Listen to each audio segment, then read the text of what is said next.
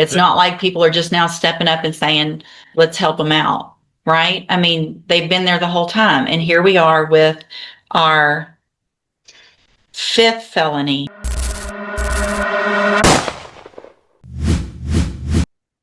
Right, are you Jim Eldred? Yes. Willridge? So we're here. Mr. Willridge has 3, he's on probation in 3 cases, 18-28743, 28744, and 30139. And then there's a new offense, a burglary of a habitation, in cause number 25, DCCR 1804. And there was an agreement that was reached, and he entered a plea of guilty to that burglary of a habitation case. The agreement was for a 10-year deferred probation, restitution to be determined, and that those motions would be dismissed. There was an issue between, obviously, when he pled and now, which required me, I revoked that bond because he was arrested on May 26th in Chambers County for a 3rd-degree felony and a Class B misdemeanor. So obviously that kind of nullified from all of our position where we were with that agreement, Judge. Right. So you know. Okay, so where are we? I mean, I'm going to at this time reject the agreement formally so we can start all over. You guys negotiate whatever y'all want to do. If we need to get more information about that Chambers County case, but obviously I'm not inclined at this point. I see no reason, if those allegations are true, that Mr. Wilbridge would get another opportunity on 3 felony probations with now the new burglary of habitation here. And while literally days after he entered pleas here, went and was at a minimum in a county that he wasn't supposed to be in without permission, and arrested for those offenses. So my thought is, do you have any information on those yet? No, Judge, because when we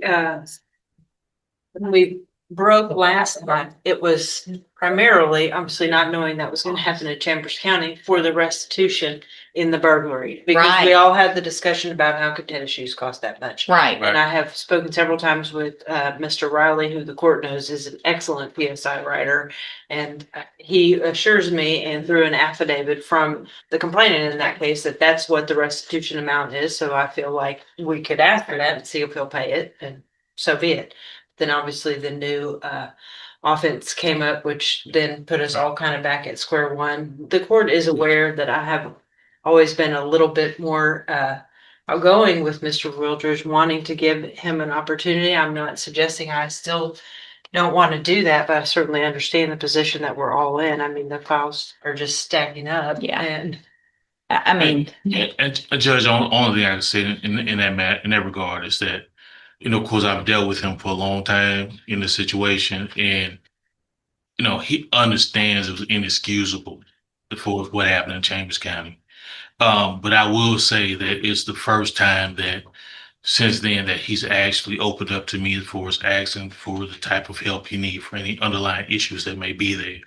And it's something that his family was actually in the position to try to get started when, of course, when the whole bond situation occurred. But of course, he turned himself in, you know, did what he's, you know, comply with your orders. And that, per our conversations, I think, Judge, it's important to note that that has to do with underlying mental health issues that go directly in correlation to his behavior. Although it doesn't excuse his behavior. no, it doesn't. Right? And I guess, I mean, you guys know, I mean, he's been on probation since 2018. Right. There's been every opportunity to take advantage of any help. It's not like he just did all this and we say, okay, well, now let's do this. We've got help for him. It's been years that we've gone through motion to revokes that have been dismissed. And I mean, the only thing I can say is a lot of times in these type of situations, of course, the help doesn't work unless the person is ready for it. And of course, like I said, this is the first time he's opened up to me as far as trying to get that. And a good thing for him, he does have the support system there that he can try to get that help. And that's so great. And it's also such a shame at the same time, because I'm guessing he's had the same support the whole Yeah. time.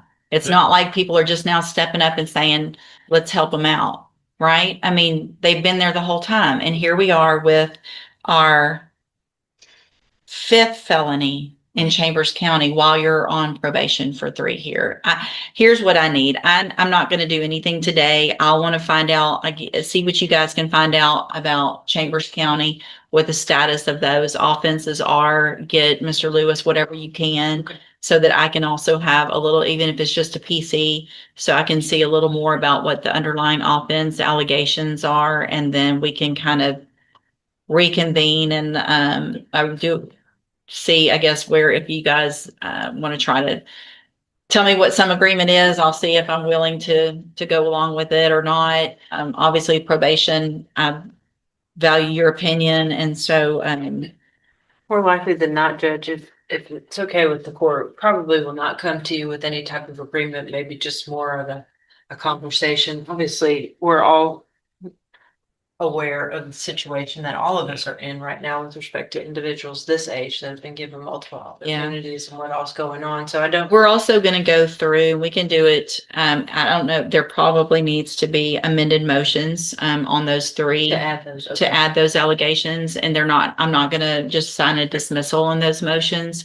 I want to go through each and every allegation of the motion, get pleas of true or not true, and then we'll go forward. So between now and then, if you can get, I guess, any type of hearing done so that we can get those new allegations in the hearing, in the motions to revoke, we'll go through those at the next court date, and then we'll see where we are from there. You get that Okay. promise with. All right, thank you. Go back to the bailiff. Ms. Reyes, you are Angela Reyes, correct? Yes, ma'am. And Ms. Reyes, in cause number 26, DCCR 0265, you're charged with the 3rd-degree felony offense of obstruction or retaliation from December 22nd of 2025. And how do you plead to that charge? Guilty. Are you pleading guilty freely and voluntarily? Yes, ma'am. And are you pleading guilty because you did what they charged you with? Yes, ma'am. And then in cause number 26, DCCR 0787, you're charged with a 2nd-degree felony offense of assault on a peace officer. And that's from March 17th of 2026. And how do you plead to that charge? Guilty. Again, are you pleading guilty freely and voluntarily? Yes, ma'am. And are you pleading guilty because you actually did what they've charged you with? Yes, ma'am. And then finally, in cause number 26, DCCR 0788, you're charged with a 3rd-degree felony offense of harassment of a public servant. And that's from March 17th of 2026. And how do you plead to that charge? Guilty. Again, are you pleading guilty freely and voluntarily? Yes, ma'am. And are you pleading guilty because you actually did what they charged you with? Yes. In all 3 of these cases, I have here on the tablet some documents that have your signature on them that the state has marked as exhibit number 1. Before you signed these, did you go over them with Mr. Lewis? Yes, ma'am. Do you fully understand them? Yes, ma'am. And do you understand, if I follow the agreements that you've made with the district attorney, that you will be waiving or giving up any right to appeal? Yes. Do you also understand, if you're not a U.S. citizen, that a plea of guilty or no contest may result in your deportation, exclusion from admission to the country, or denial of naturalization under federal law? And it looks like the agreements that you've reached in these 3 cases would be for you to receive 10-year deferred probations in each case. There would be fines in each case of $1,000. You would be ordered to. No, I'm sorry. I don't know that it was the intent of the state to have a total of Three. $3,000 fines. I'd be willing to waive the fine until those cases and just have. So a $1,000 fine in, let's just put it in 0265. Yes. And there would be no fine in 0787 and 0788.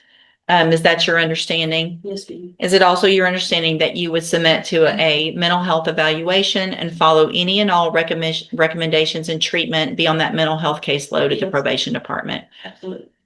State tenders number 1 in each case. No objection, Judge. It's admitted in each case. Is there any evidence that Ms. Reyes is not competent? No objection. All right, ma'am. In each of these cases, and also part of the agreement is that the state would dismiss all of the other remaining cases. Is that your understanding? Yes, ma'am. Then I'm going to find in each of your cases that you entered your pleas of guilty freely and voluntarily. find that you're mentally competent and you understand the nature and the consequences of those pleas. Find sufficient evidence to find you guilty. However, I'm going to reset your case so the probation can do a pre-sentence report and possibly get that assessment done, or at least partially done, so that we know exactly what you need when you are released on probation when we come back for sentencing. Okay. Okay, you can go back with the bailiff. Thank you. Thanks, sir. You guys haven't reached, there's no agreement on Mr. Hale, correct? No, Judge, we're gonna be asking for some more time, to be honest with you. Okay. Good morning, sir. Are you David Hale? Yes, ma'am. This is 26 DCCR 0106. Mr. Hale is charged with aggravated robbery. And Mr. Lewis, what is the announcement? Judge, we're asking for some additional time. I have spoken with Ms. Morfino about this situation. I understand that the state may be looking to either amend or the charges may change on this, but I do need to speak with him more about his current history and everything like that, how that affects him as far as that punishment range. All right, so I'm going to do one more reset. Obviously, if there's any type of, Judge, I think the case is more appropriately entered as an aggravated assault. I asked Mr. Lewis just to speak with the defendant in the hopes that we could resolve something absent having to do that. At the next setting, I need to do that. I can have it done in a week, okay. or I can go ahead and do it.